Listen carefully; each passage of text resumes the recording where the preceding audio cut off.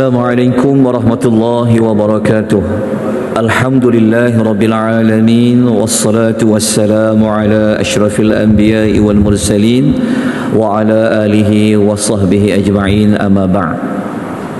Muslimin dan muslimat rahimani wa rahimakumullah, ibu-ibu dan ayah-ayah yang Allah rahmati sekalian, pagi ini kita akan masuk kepada ayat yang ke-82, yang mana ayat nombor 82 ini adalah lanjutan daripada pesanan anak yang paling sulung kepada adik-beradik saudara Nabi Allah Yusuf yang lain, ketika mana mereka selepas ini akan kembali ke Palestin untuk bertemu dengan Nabi Allah Yaqub alaihi salatu wassalam. A'udzu billahi minasy syaithanir rajim. Was'alil qaryata allati kunna fiha والعير التي أقبلنا فيها وإنا لصادقون. Terjemahan ayat yang ke-82. Abang yang sulung itu memberikan pesanan kepada adik-adiknya apabila kembali ke Palestin bertemu dengan Nabi Yaqub, bertemu dengan ayah mereka, jika ayah mereka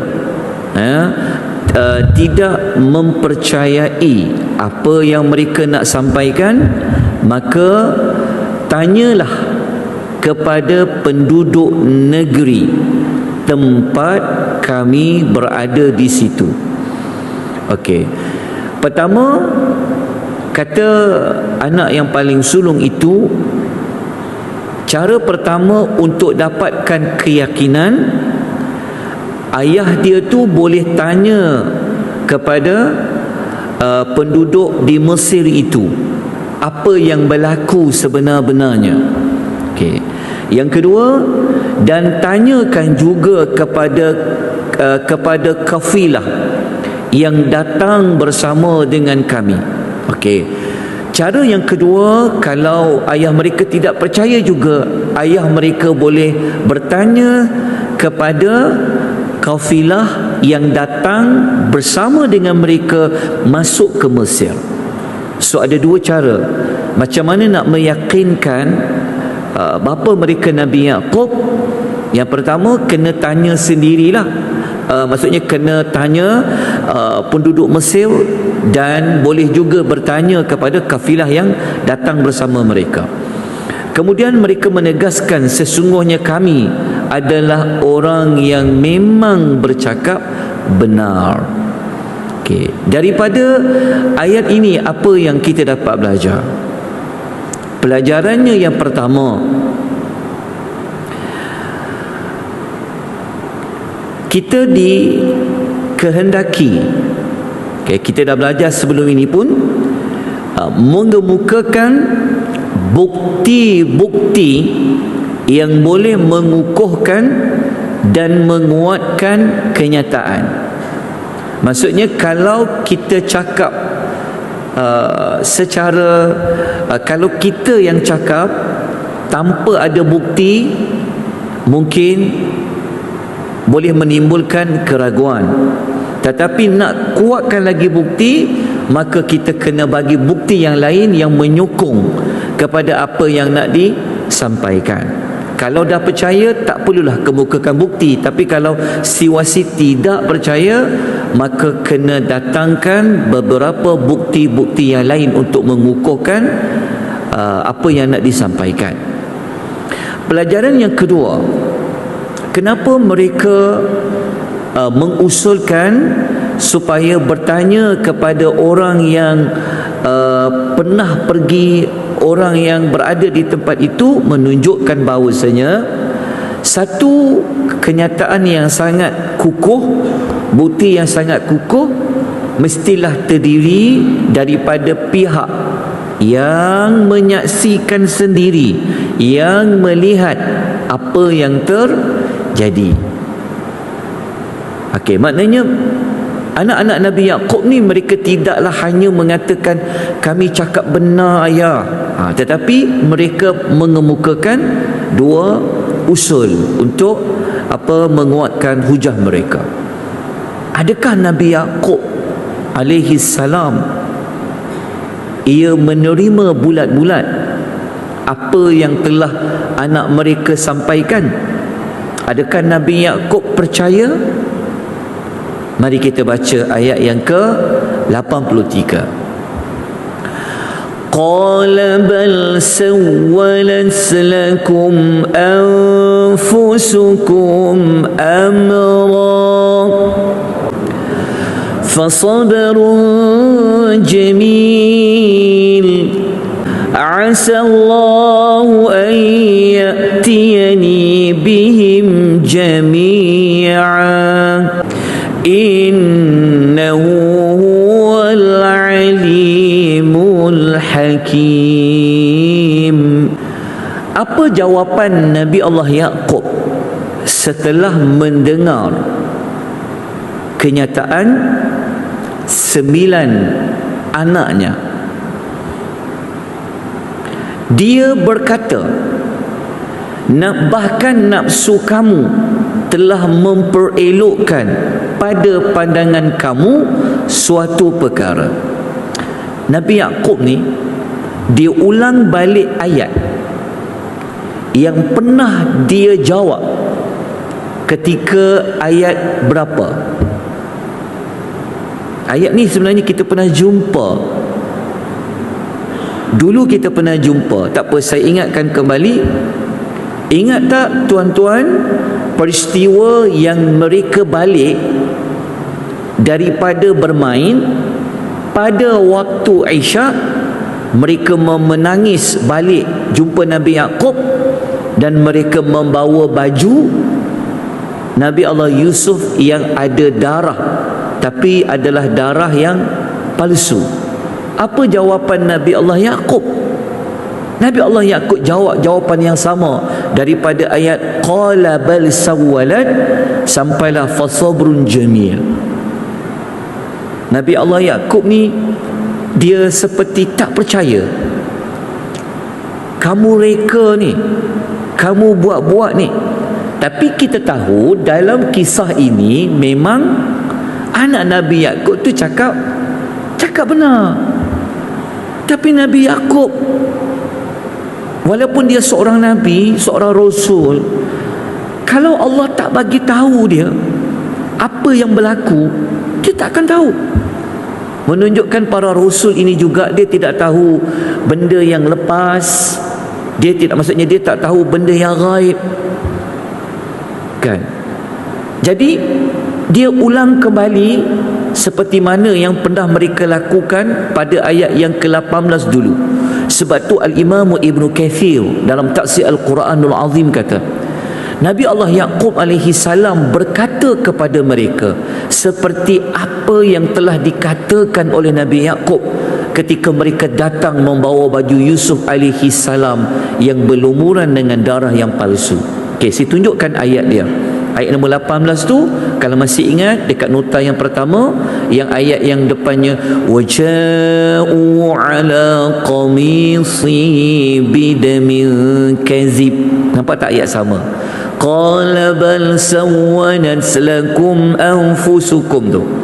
Cuma dia sama dekat fasabrun jamil. Okey. Setelah itu apa tindakan Nabi Yaqub nak buat?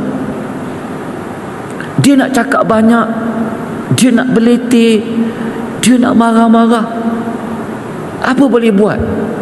Benda telah berlaku.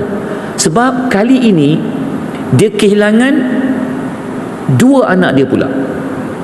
Maksudnya kesemuanya jadi 3 lah. Yang pertama Nabi Yusuf tu dah memang hilang sebelum ni. 2 lagi siapa? Anak yang paling bongsu iaitu Bunyamin. Nabi Yusuf dah ambil dia. Seorang lagi adalah abang yang paling sulung tu. So 3 anak dia dah tak ada. So dia nak cakap apa? Apa perasaan yang berlaku kepada dia? Dialah umur semakin tua, semakin berumur, makin banyak dugaannya. 3 pula, 2 lagi anaknya tak ada. Tapi Nabi Allah Yaqub, dia memberikan kita satu teladan dalam hidup. Dia cakap apa? Kalau dah macam tu, dia kata, bersabar itulah yang merupakan sebaik-baik jalan. Dia ambil tindakan untuk bersabar dengan cantik, fasabrun jamil. Tapi ada ayat hujungnya, dia kata, mudah-mudahan Allah mengembalikan mereka semua kepada aku. Nabi Allah Yaqub ni, walaupun dia tak tahu mana anak dia pergi, betul ke tak betul anak dia hilang ni, Nabi Allah Yaqub, dia meyakini tentang apa yang Allah lakukan. Kenapa dia sebut kemudian Allah mengembalikan mereka semua? Mereka tu siapa? Nabi Yusuf, Bunyamin dengan anak dia yang paling sulung. Walaupun dia bersedih, tetapi dia menyatakan harap dia kepada Allah Azza wa Jalla. Sebab dia tahu. Sebab apa tuan-tuan? Kenapa Nabi Allah Yaqub ni dia seperti mengharap, seperti dia meyakini? Ingat tak mula-mula Nabi Yusuf bermimpi kan? Jadi Nabi Allah Yaqub ni, dia percaya apa yang anak dia mimpi itu pasti akan berlaku. Allah takkan melakukannya. Cuma dia tak tahu macam mana perjalanan nak pergi merealisasikan mimpi tu kan? Okey, kemudian dia meletakkan di hujungnya, dia kata sesungguhnya dialah Allah yang maha mengetahui lagi maha bijaksana. Nampak tak statement dia? Dia tak tahu anak dia ni buat apa yang berlaku. Tapi Nabi Allah Yaqub kata, Allah tu lebih tahulah. Dan Allah tu dia buat semua ni. Dah lah hilang Yusuf, hilang lagi 2 anak. Semua takdir yang berlaku kepada dia sudah jatuh di tipe tangga daripada satu masalah kepada satu masalah. Dia mengatakan apa yang berlaku ni Allah yang maha bijaksana tu yang buat. Okey, jelas tak tuan-tuan? Okey, ada satu penjelasannya daripada daripada tafsir Ibn Kathir tentang kenapa dia berharap kepada Allah asallahu ayat tianibim jami'ah seperti yang telah saya sebutkan. Baik, pelajaran dia apa yang boleh kita belajar? Okey, nombor 1, kita ulang balik pengajaran tentang sabar yang indah. Dalam ayat tu dia ada fasabrun jamil. Fasabrun jamil ni dia bukan sabar yang biasa, dia sabar yang tahap yang tinggi. Apa tu sabar jamil, sabar yang indah? Pengajaran 1 ni saya ulang balik, ambil pengajaran yang ke-6 waktu kita belajar ayat nombor 18 dulu. Masih ingat? Okey. Sabar yang indah ni adalah sabar yang tidak disertakan dengan kita mengadu musibah itu kepada semua orang. Dan dia juga tidak disertai dengan keluh kesah, rungut, marah dengan takdir Allah. Dia terima dengan hati yang bulat. Tapi Nabi Allah Yaqub, walaupun dia terima, nanti kita akan tengok dia menangis tak? Dia sedih tak? Walaupun dia sabar yang dia tak adalah dia nak viral pada orang, dia nak kongsi pada orang kan? Itu dia panggil sabar yang cantik.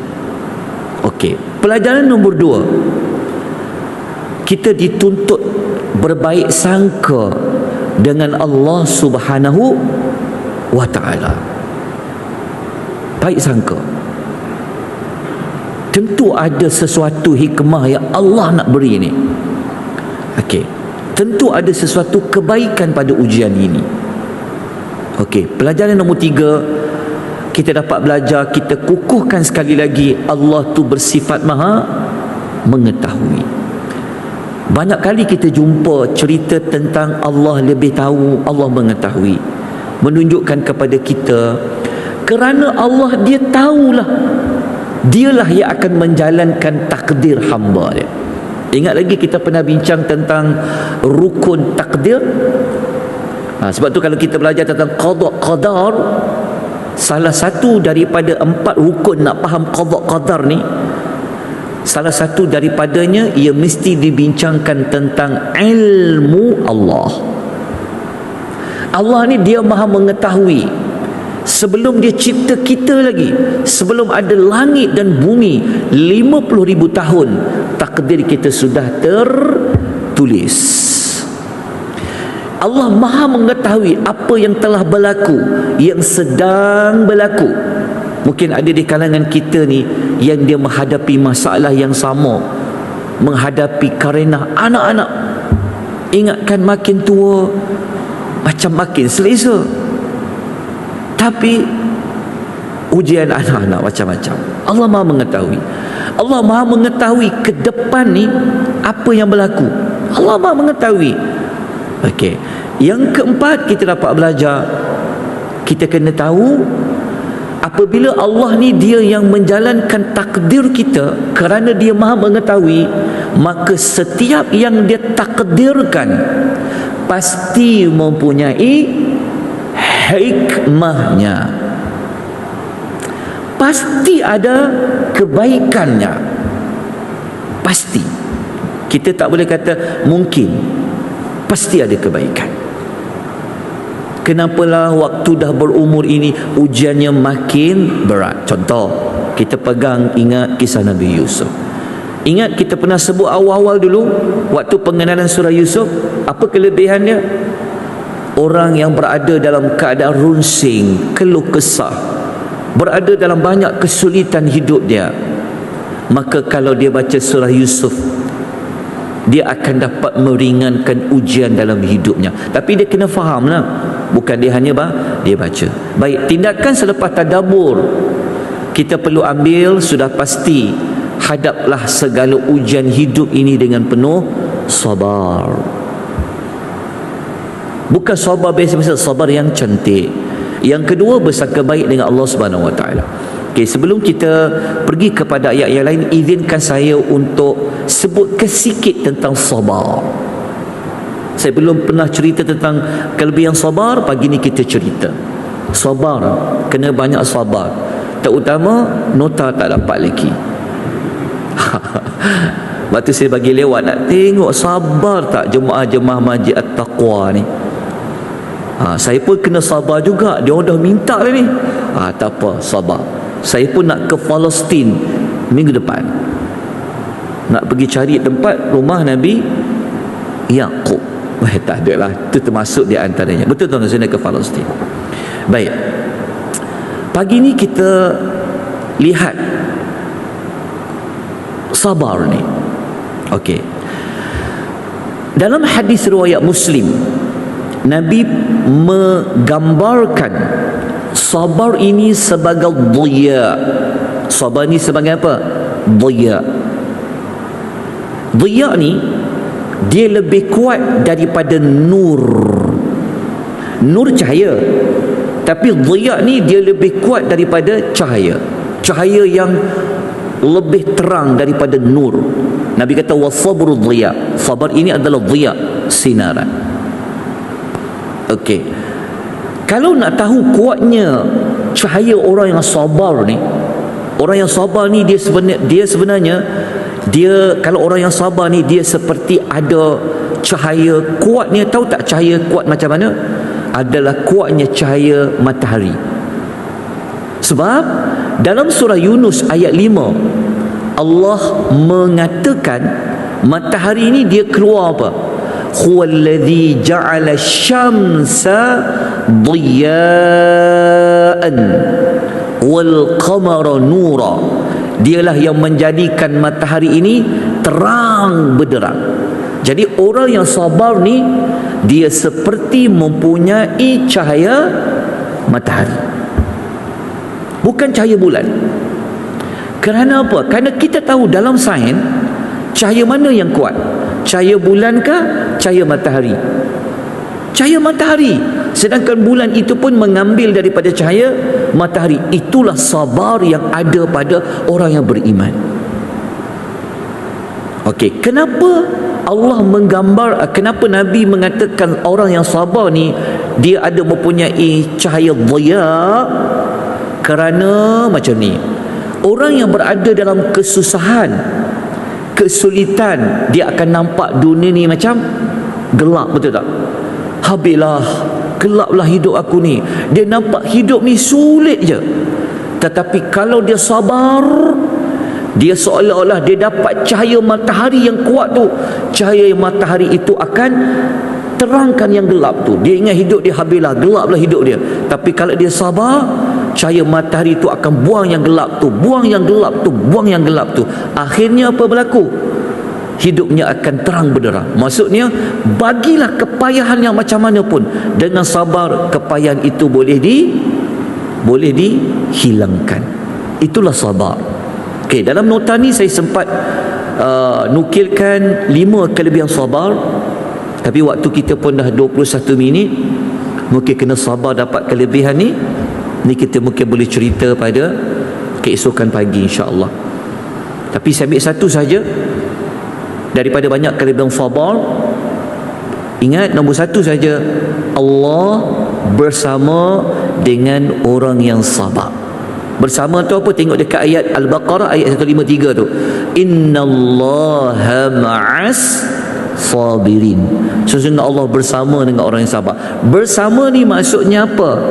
Bersama secara khusus. Ingat, sabar, Allah dekat dengan kita. Allah bersama dengan kita. Dialah yang bagi masalah tu, tapi dia dekat dengan kita. Dengan syarat kita apa? Kita sabar. Inilah yang ditonjolkan oleh Nabi Allah Yaqub untuk kita tiru, bawa dalam hidup kita. InsyaAllah esok kita perincikan lagi beberapa kelebihan sabar. Lepas tu kita akan sambung kepada beberapa ayat. Sabar menanti penerimaan nota bercetak dan juga soft copy. Saya agak sibuk banyak sikit pada minggu ini, insya-Allah. Tapi saya cuba. Baik, mohon maaf ya atas kelewatan, kelemahan, kekurangan sepanjang saya membimbing sesi tadabbur ringkas surah Yusuf ini. Moga-moga Allah memberikan kita rahmat, Allah memberikan kita berkat, Allah memberikan kita cahaya dalam hidup kita dengan petunjuk ayat-ayat Al-Quran. Allah melayakkan kita mendapat syafaat Al-Quranul Karim. Kita sudahi dengan tasbih kafarah. Subhanakallahumma wa bihamdika asyhadu an la ilaha illa anta astaghfiruka wa atubu ilaik.